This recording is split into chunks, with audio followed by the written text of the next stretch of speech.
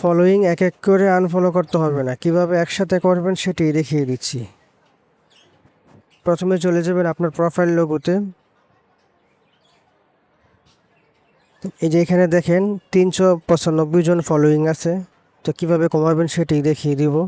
তারপর থ্রি ডটে একটি ক্লিক করে দিন, তারপর স্ক্রল করে সেটিংস অ্যান্ড প্রাইভেসিতে ক্লিক করে দিবেন, তারপর সেটিংসে ক্লিক করে দিবেন, তারপর কন্ট্যাক্ট প্রেফারেন্সে ক্লিক করে দিবেন, তারপর নিচে দেখেন আনফলোয়িং, এখানে একটি ক্লিক করে দিবেন।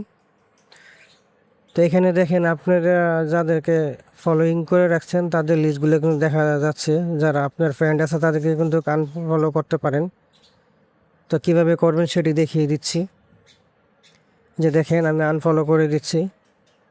আপনি চাইলে কিন্তু আপনাদের ফ্রেন্ডদেরকেও কিন্তু আনফলো করতে পারেন। তো করা হয়ে গেছে। দেখেন করার পর দেখেন 382 জন কিন্তু